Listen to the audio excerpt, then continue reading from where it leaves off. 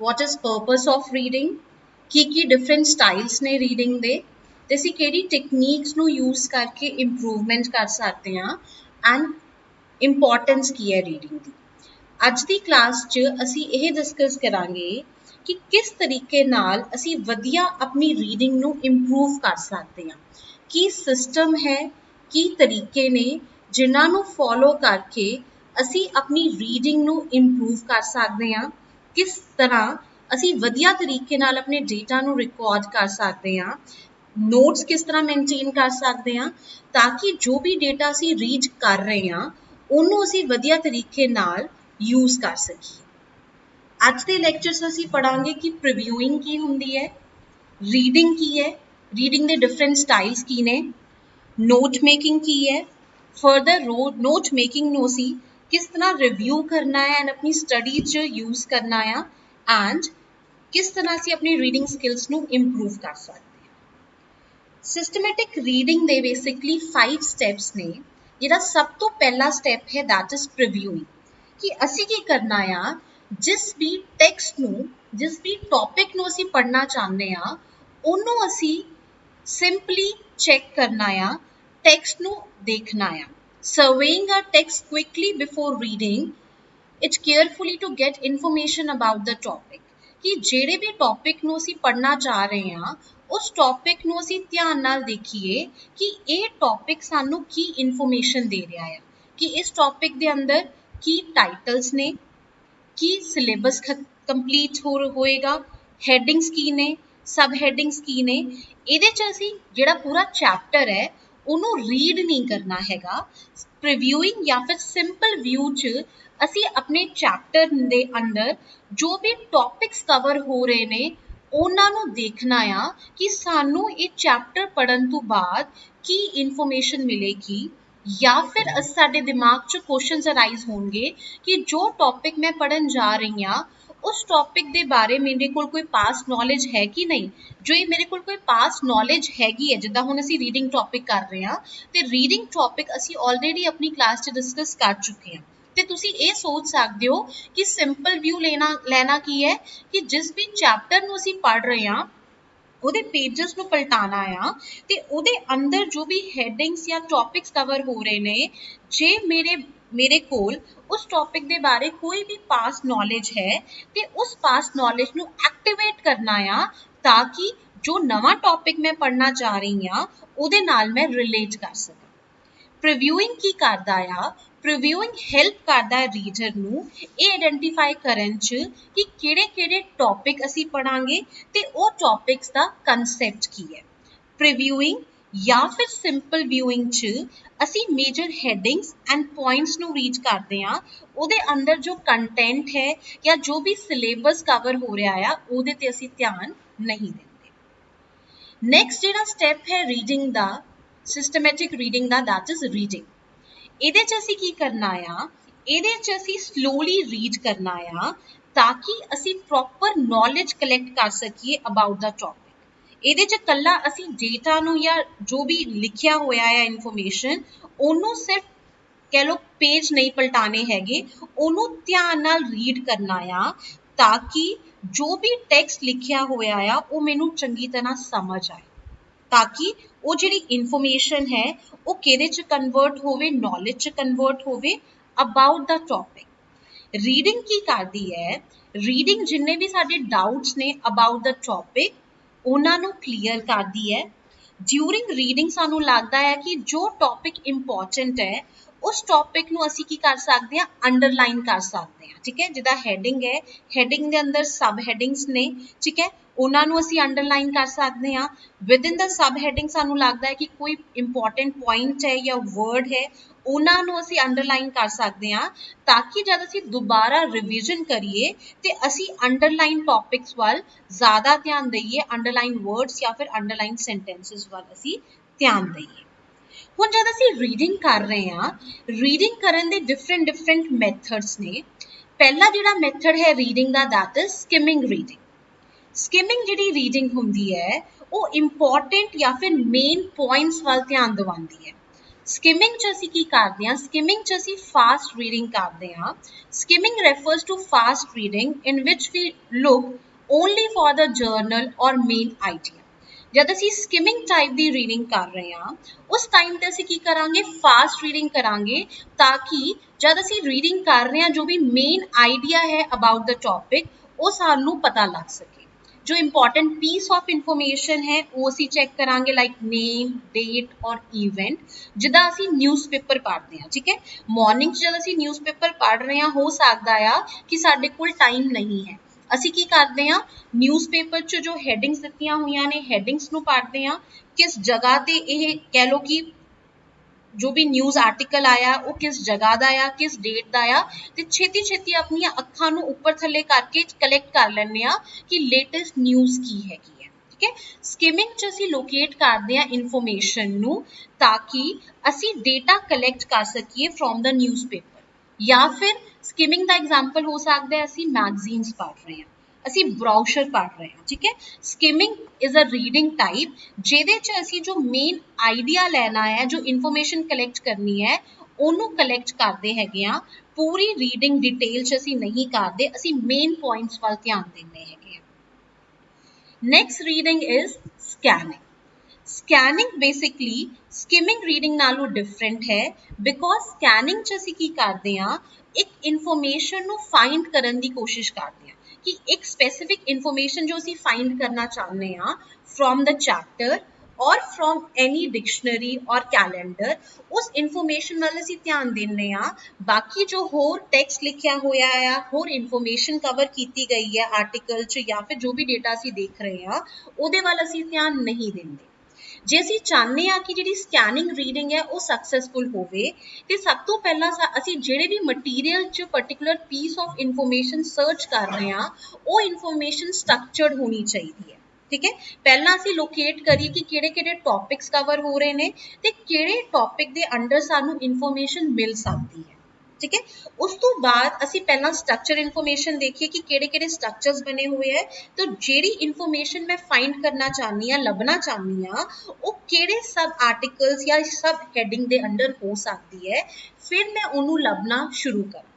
Scanning ਅਸੀਂ ਉਦੋਂ ਕਰਦੇ ਹਾਂ ਜਦ ਅਸੀਂ ਛੇਤੀ ਛੇਤੀ ਕਿਸੇ ਇਨਫੋਰਮੇਸ਼ਨ ਨੂੰ ਫਾਈਂਡ ਕਰਨਾ ਚਾਹੁੰਦੇ ਹਾਂ। ਲੈਟਸ ਸੇ ਅੱਜ ਮੈਂ ਜਲੰਧਰ ਬੈਠੀ ਹੋਈ ਹਾਂ ਤੇ ਮੈਂ ਜਲੰਧਰ ਤੋਂ ਟਰੈਵਲ ਕਰਨਾ ਚਾਹਨੀ ਹਾਂ ਦਿੱਲੀ ਤੇ ਮੈਂ ਕੀ ਚੈੱਕ ਕਰੂੰਗੀ ਕਿ ਕਿਹੜੀਆਂ-ਕਿਹੜੀਆਂ ਟ੍ਰੇਨਸ ਅਵੇਲੇਬਲ ਨੇ कि जे मेरा कॉलेज 5 बजे खत्म होंदा आ ते मैं ये देखूंगी कि 5 बजे तो बाद किहड़ियां-किहड़ियां ट्रेन्स अवेलेबल ने ਜਿਹੜੀਆਂ कित्थे जा रही ने दिल्ली जा रही ने।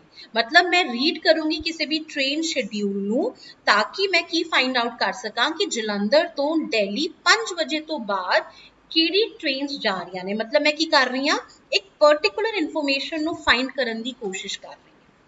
होर स्कैनिंग का एग्जाम्पल की हो सकता है कि लेट्स से मैं कुछ रीड कर रही हाँ तो उहदे च कोई वर्ड आया जिहदा मीनिंग मैनू नहीं पता, मैं डिक्शनरी च की करूँगी डिक्शनरी च लेट्स से कोई वर्ड हैगा आ ब्राउशर, ठीक है। ब्राउशर वर्ड जिहड़ा हैगा आ उहदा मतलब नहीं मैनू पता, मैं कित्थे जाऊँगी within the dictionary alphabet B ते जाऊँगी फिर बी आर ते जाऊँगी एंड उत्थों मैं छेती तो छेती ब्राउशर वर्ड फाइंड करके मैं उहदा मीनिंग फाइंड आउट करने की कोशिश करूँगी।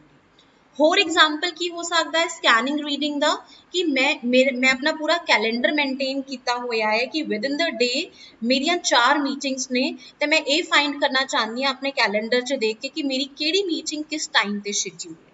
स्कैनिंग रीडिंग च असी फाइंड करते हैं कि कोई भी जो इंपॉर्टेंट इन्फॉर्मेशन है उन्होंने असी खोजना है या उन्होंने असी लभना है, ठीक है। तो असी छेती छेती टैक्सट के उपर अपनी निगाह कह लो कि अगे पिछे करते हैं ताकि असी अपनी इन्फॉर्मेशन नूं छेती तो छेती फाइंड आउट कर सकीए। नैक्सट जी रीडिंग मैथड हैगी है that is study reading. Study reading basically किसी भी टॉपिक नूं या किसी भी चैप्टर नूं बहुत ध्यान नाल पढ़ना ते बार बार पढ़ना ताकि असी उस मटीरियल नूं उस टॉपिक नूं बहुत वधिया तरीके नाल अंडरस्टैंड कर सकीए। Study reading is the method of reading a particular passage or chapter several times very carefully so that the individual understands the material or topic carefully। Study reading च असी की करते हैं जो भी टॉपिक असी पढ़ रहे हैं उन्होंने एक बार पढ़ते हैं जे मैनू एक बार जो टॉपिक समझ नहीं आया तो मैं उन्होंने दोबारा पढ़ूंगी ताकि मैं उस टॉपिक नू चंगी तरह समझ सकां ते वो मेरी नॉलेज च वाधा करे। जिहड़ी स्टडी रीडिंग है ये स्किमिंग या स्कैनिंग नालों बहुत डिफरेंट है, क्योंकि जिहड़ी स्टडी रीडिंग है वो एक स्टूडेंट द्वारा की जाती है।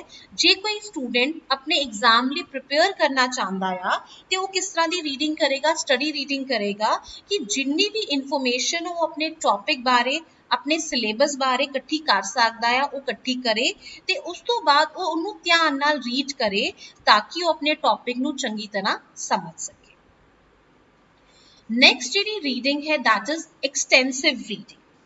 एक्सटेंसिव रीडिंग च बेसिकली ਅਸੀਂ ਕੀ ਕਰਦੇ ਹਾਂ ਲੌਂਗਰ ਟੈਕਸਟ ਨੂੰ ਪੜ੍ਹਦੇ ਹਾਂ ਤਾਂ ਕਿ ਅਸੀਂ ਜੋ ਸੈਲਫ ਸਿਲੈਕਟਡ ਰੀਡਿੰਗ ਨੇ ਉਹ ਕਰ ਸਕੀਏ।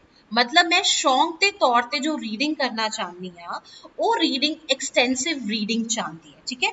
अपने शौक नू पूरा करने लिए मैं जो रीडिंग करती हाँ जिदा कि मैं नॉवल पढ़ रही हाँ, कॉमिक्स पढ़ रही हाँ, पोएम्स पढ़ रही हाँ, वो जी रीडिंग हैगी आ वो एक्सटेंसिव रीडिंग चाहती है। तो एक्सटेंसिव रीडिंग च असी सिलेक्टेड टैक्सट पढ़ते हैं कि जो टैक्सट मैनू पसंद है, जो चीज़ां मैनू इंटरस्टिड लगदियां ने वो चीज़ां मैं पढ़ती हाँ। तो ये तो बाद जरूरी नहीं है कि ये चीज़ मैनू बहुत मतलब चंगी तरह याद रखनी है कि मैं कोई क्वेश्चन आंसर्स कंप्लीट करने या कोई एक्सरसाइज कंप्लीट करनी है, ठीक है। एक्सटेंसिव रीडिंग मैं कर रही हाँ अपने शौक के तौर पर, बट ये नाल की हुंदा जिहड़ी साडी ओवरऑल अंडरस्टैंडिंग है अबाउट द सोसाइटी और अबाउट द वर्ल्ड उहदे च वाधा हुंदा है, ठीक है। एक्सटेंसिव रीडिंग जो है वो साडी जर्नल नॉलेज नू भी इंप्रूव करती है। एक्सटेंसिव रीडिंग बहुत सिंपल रीडिंग है बिकॉज ये असी की कर रहे हैं नॉवल्स नू पढ़ रहे हैं, कॉमिक्स नू पढ़ रहे हैं, पोएम्स, मिस्ट्री या फिर हॉरर नू असी पढ़ रहे हैं, ठीक है।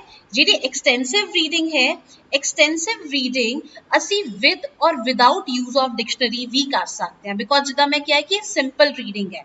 ये अंदर जो वर्ड्स होंगे वो बहुत सिंपल होंगे, वोकैबलरी ये ईजी यूज की जाती है कि सानू ईजिली समझ आ जाती है, सानू डिक्शनरी की हेल्प लैन की लोड़ नहीं होंगी।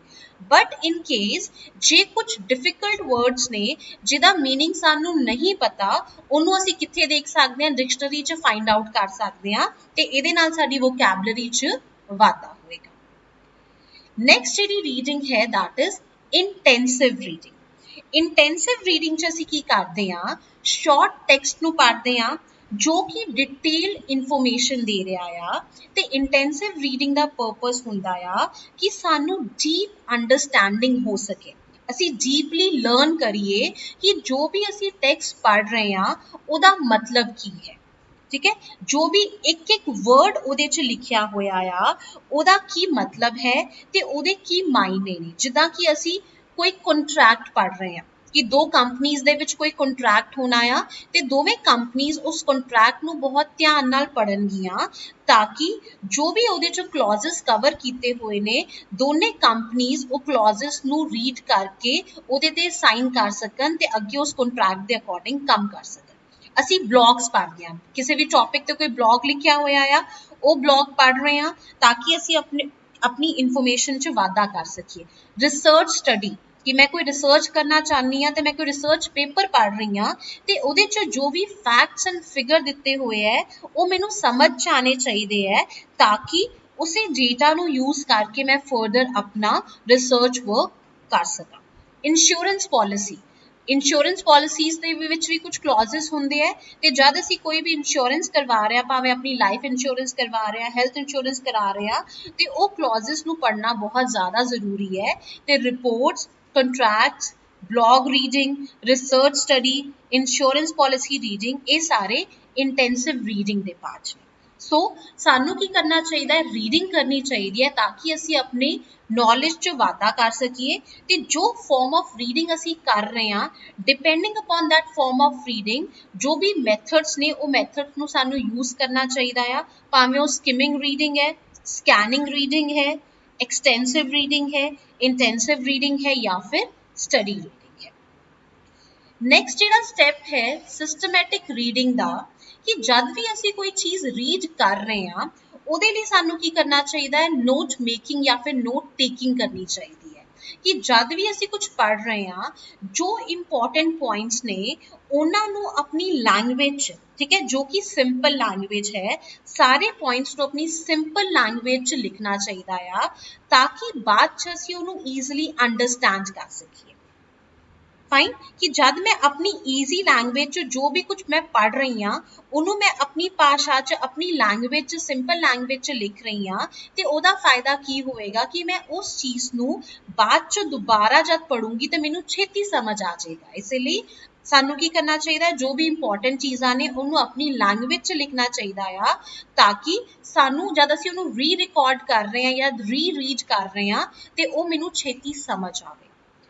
नोट टेकिंग या नोट मेकिंग का फायदा हुंदा आ कि ये मल्टीपल एक्टिविटीज़ च सानू हैल्प करती है कि जब भी मैं कोई टॉपिक पढ़ना या बुक तो पढ़ रही है मैनू समझ नहीं आया, मैं अपनी कॉपी ओपन करूँगी जिथे मैं नोट्स लिखे हुए है तो उत्थों मैं रैफरेंस लैके उस टॉपिक नू ईजिली समझ सकती है। जब भी असी नोट मेकिंग कर रहे हैं सानू ये ध्यान रखना चाहिए है कि साडे जिहड़े नोट्स ने वो शॉर्ट होने चाहिए है ताकि उन्होंने मैं ईजिली पढ़ के समझ सकां। इदा ना होवे कि ਅਸੀਂ बहुत लंबिया लंबिया लाइनां लिखिया हुई ने ते उन्हां च ਅਸੀਂ उलझ जाइए कि ਇਹਦਾ की मतलब सीगा। सानू नोट्स जद ਅਸੀਂ बना रहे हैं सानू शॉर्ट नोट बनाने चाहिए है ते वधिया नोट्स बनाने चाहिए कि ਉਹਦੇ ਚ सारी इन्फॉर्मेशन होवे। जिदा कि सपोज मैं टॉपिक करा रही हाँ ते रीडिंग दे अंदर तुसी लिख लो स्किमिंग, ठीक है, स्किमिंग दे तुसी अगे लिख सकते हो मेन पॉइंट। स्किमिंग रीडिंग की करती है मेन पॉइंट्स ते फोकस करती है। स्कैनिंग च ਅਸੀਂ की करते हैं ऑब्जर्वेशन करते हैं पीस ऑफ इन्फॉर्मेशन ਨੂੰ फाइंड ਕਰਨ ਲਈ, ठीक है। इस तरह जब ਅਸੀਂ नोट्स बनाने ਜਿਹੜੇ नोट्स हैगे है वो शॉर्ट होने चाहिए है ਤੇ ਉਹਦੇ ਚ सारी इन्फॉर्मेशन कवर होनी चाहिए है कि ਅਸੀਂ शॉर्ट वर्ड्स ਨੂੰ यूज करिए। नैक्सट ਜਿਹੜਾ स्टैप हैगा आ after note making review and study later कि जो भी असी नोट्स बनाए ने उन्होंने असी बाद च अपने पढ़ाई लिए असी यूज कर सकिए कि मेन जिहड़ा रीजन है the main reason to take note is to aid our study use them appropriately कि जिहड़े नोट्स असी बना रहे हैं उन्हों का फायदा ताही है जे असी उन्होंने अपनी पढ़ाई वेले असी यूज कर सकिए। ते जो भी नोट्स असी बनाए है उन्होंने असी रिव्यू करना आ ते फिर उन्होंने ध्यान नाल पढ़ना आ, सारा जो मैटर हैगा आ उन्होंने ध्यान नाल पढ़ना आ, चैक करना आ प्रॉपरली ते ये कोशिश करनी चाहिए है कि असी अपने नोट्स नू with in the 24 hours review करिए, ठीक है। पढ़न का जिहड़ा प्रोसैस है विद इन द 24 आवर्स असी स्टार्ट कर लिए बिकॉज जिहड़ी मैमरी हुंदी है वो शॉर्ट टर्म होंगी है, ठीक है। जे असी with in the 24 hours same topic नू पढ़ना शुरू कर देवांगे ना तो जिहड़ी मैमरी रिटेंशन है जो टॉपिक असी पढ़िया सीगा या टीचर ने पढ़ाया सीगा ते असी नोट्स बनाए सीगे वो मैमरी रिटेंशन बहुत हायर होंदी है ते सानू चंगी तरह समझ आंदा है, ठीक है। जे तुसी अपने नोट्स नू चंगी तरह यूज करोगे ते तुहानू जिहड़ा टॉपिक है वो ज़्यादा वधिया तरीके नाल ते ईजी तरीके नाल समझ आ जाएगा। The more you use your notes, the more familiar the material will become and the more information you will retain for the future use, ठीक है। जे within the 24 hours तुसी अपने notes ਨੂੰ use कर रहे हो, first ਜਿਹੜੀ importance हैगी है कि ਤੁਹਾਨੂੰ topic बहुत चंगी तरह समझ आएगा, ज़्यादा इन्फॉर्मेशन तुसी कलैक्ट कर सकते हो अबाउट द टॉपिक एंड जिन्नी ज़्यादा इन्फॉर्मेशन तुसी अपने टॉपिक बारे कलैक्ट करके रखोगे उन्नी ज़्यादा इन्फॉर्मेशन रिटेन रहेगी फॉर फ्यूचर, उन्नी ज़्यादा देर लिए तुहानू टॉपिक याद रहेगा। जब असी रिव्यू कर लिया स्टडी कर लिया फिर सानू इस चीज़ ते ध्यान देना आ कि असी अपने रीडिंग स्किल्स नू किस तरह इंप्रूव कर सकते हैं because reading skills her individually बहुत ही जरूरी ने। इसलिए सानू की करना चाहिए अपने रीडिंग स्किल्स नू इंप्रूव करन वाल ध्यान देना चाहिए आ। फर्स्ट जिहड़ा मैथड हैगा आ रीडिंग स्किल्स नू इंप्रूव करन दा that is participate in reading program. तुहाडे कॉलेज दे विच या फिर तुहाडे आले दुआले जो लाइब्रेरीज ने जे वो कोई रीडिंग प्रोग्राम ऑर्गेनाइज कर रहे ने उन्होंने तुहानू अटेंड करना चाहिए आ बिकॉज ये जिहड़े रीडिंग प्रोग्राम्स हुंदे ने ये डिपेंड करदे आ कि बच्चे दा एजुकेशन लैवल की है कि जे एज ग्रुप दे लई रीडिंग प्रोग्राम ऑर्गेनाइज किया गया आ उहदे एजुकेशन स्किल्स नू ध्यान च रख के वो रीडिंग प्रोग्राम ऑर्गेनाइज किया जाएगा ताकि जिहड़े बच्चे दी रीडिंग है उन्होंने इंप्रूव किया जाए।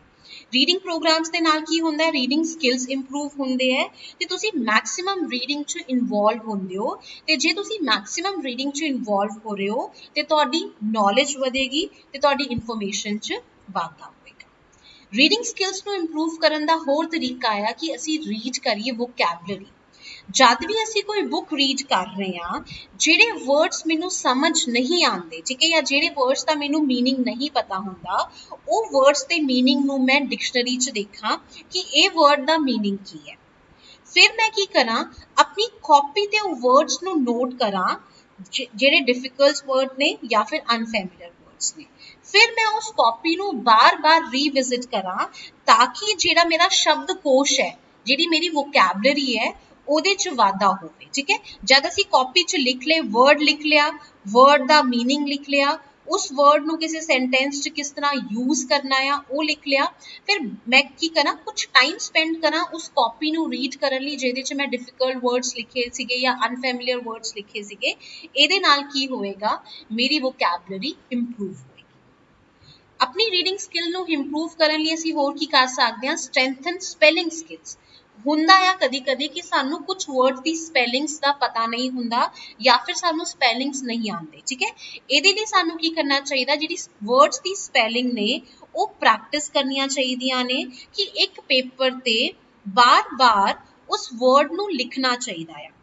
ਫਿਰ ਜਦ ਅਸੀਂ ਉਸ ਵਰਡ ਨੂੰ ਲਿਖ ਰਹੇ ਹਾਂ ਤੇ ਜੇ ਮੇਰੀ ਸਪੈਲਿੰਗ ਸਹੀ ਹੈ ਤੇ ਅਸੀਂ ਆਪਣੇ ਆਪ ਨੂੰ ਰਿਵਾਰਡ ਕਰ ਸਕਦੇ ਹਾਂ ਕਿ ਲੈਟਸ ਸੇ ਕਿ ਅੱਛਾ ਮੇਰੀ ਇੱਕ ਸਪੈਲਿੰਗ ਮੈਂ ਬਹੁਤ ਦਿਨਾਂ ਤੋਂ ਗਲਤ ਲਿਖ ਰਹੀ ਸੀਗੀ, ਅੱਜ ਸਹੀ ਹੋ ਗਈ, ਲੈਟਸ ਹੈਵ ਅ ਚਾਕਲੇਟ, ਇੱਕ ਆਈਸਕ੍ਰੀਮ ਖਾਣੀ ਆ ਅੱਜ ਮੈਂ, ਠੀਕ ਹੈ। ਤੇ ਜੇ ਸਪੈਲਿੰਗ ਦੁਬਾਰਾ ਗਲਤ ਹੁੰਦੀ ਹੈ ਤੇ ਉਹਨੂੰ ਕਰੈਕਟ ਕਰਨ ਵੱਲ, ਉਹਨੂੰ ਸਹੀ ਕਰਨ ਵੱਲ ਸਾਨੂੰ ਧਿਆਨ ਦੇਣਾ ਚਾਹੀਦਾ ਆ ਤੇ ਇਹਦੇ ਨਾਲ ਕੀ ਹੋਵੇਗਾ, ਜਿਹੜੀ ਤੁਹਾਡੀ ਸਪੈਲਿੰਗਸ ਨੇ ਉਹ ਇੰਪਰੂਵ ਹੋਣਗੀਆਂ, ਠੀਕ ਹੈ।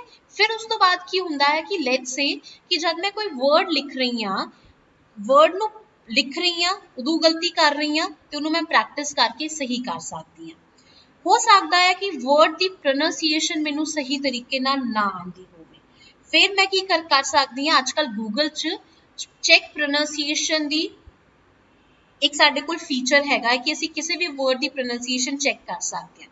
ਜਿਹੜੇ ਵਰਡ ਦੀ ਪ੍ਰੋਨਾਂਸੀਏਸ਼ਨ ਮੈਨੂੰ ਸਹੀ ਤਰੀਕੇ ਨਾਲ ਨਹੀਂ ਆਉਂਦੀ, ਮੈਨੂੰ ਸਹੀ ਤਰੀਕੇ ਨਾਲ ਬੋਲਣਾ ਨਹੀਂ ਆਉਂਦਾ ਉਹ ਵਰਡ, ਮੈਂ ਪ੍ਰੋਨਾਂਸੀਏਸ਼ਨ ਸੌਫਟਵੇਅਰਸ ਯੂਜ਼ ਕਰ ਸਕਦੀ ਹਾਂ ਤੇ ਉੱਥੇ ਜਿਹੜੀ ਜਿਸ ਤਰ੍ਹਾਂ ਉਹ ਪ੍ਰੋਨਾਊਂਸ ਕਰ ਰਹੇ ਨੇ ਉਹਨੂੰ ਬਾਰ-ਬਾਰ ਪ੍ਰੋਨਾਊਂਸ ਕਰਕੇ ਮੈਂ ਸਹੀ ਪ੍ਰੋਨਾਂਸੀਏਸ਼ਨ ਨੂੰ ਅਚੀਵ ਕਰ ਸਕਦੀ ਹਾਂ। ਤੇ ਇਹਦੇ ਨਾਲ ਜਿਹੜਾ ਡਰ ਹੈਗਾ ਆ ਬੁੱਕਸ ਨੂੰ ਰੀਡ ਕਰਨ ਦਾ, ਵਰਡਸ ਨੂੰ ਅੰਡਰਸਟੈਂਡ ਕਰਨ ਦਾ ਜਾਂ ਵਰਡਸ ਨੂੰ ਸਪੈਲ ਕਰਨ ਦਾ ਜਾਂ ਪ੍ਰੋਨਾਊਂਸ ਕਰਨ ਦਾ, ਉਹ ਬੱਚਿਆਂ 'ਚ ਰਿਡਿਊਸ ਹੁੰਦਾ ਹੈ।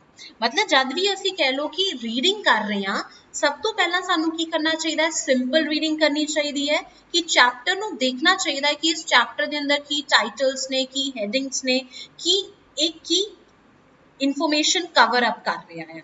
ਫਿਰ ਸਾਨੂੰ ਉਹਨੂੰ ਸੀਰੀਅਸਲੀ ਰੀਡ ਕਰਨਾ ਚਾਹੀਦਾ ਆ, ਆਪਣੀ ਰਿਕੁਆਇਰਮੈਂਟ ਦੇ ਅਕੋਰਡਿੰਗ ਅਸੀਂ ਕਿਸੇ ਵੀ ਮੈਥਡ ਨੂੰ ਯੂਜ਼ ਕਰਕੇ ਆਪਣੇ ਟੈਕਸਟ ਨੂੰ ਰੀਡ ਕਰ ਸਕਦੇ ਹਾਂ।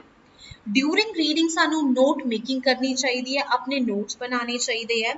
ਫਿਰ ਉਹ ਨੋਟਸ ਨੂੰ ਸਾਨੂੰ ਇਸਤੇਮਾਲ ਕਰਨਾ ਚਾਹੀਦਾ ਆ ਉਸ ਟੌਪਿਕ ਨੂੰ ਦੁਬਾਰਾ ਪੜ੍ਹਨ ਲਈ ਤੇ ਆਪਣੀ ਰੀਡਿੰਗ ਸਕਿੱਲਸ ਨੂੰ ਇੰਪਰੂਵ ਕਰਨ ਵੱਲ ਧਿਆਨ ਦੇਣਾ ਚਾਹੀਦਾ ਹੈ। Thank you class. So this is about techniques of systematic reading.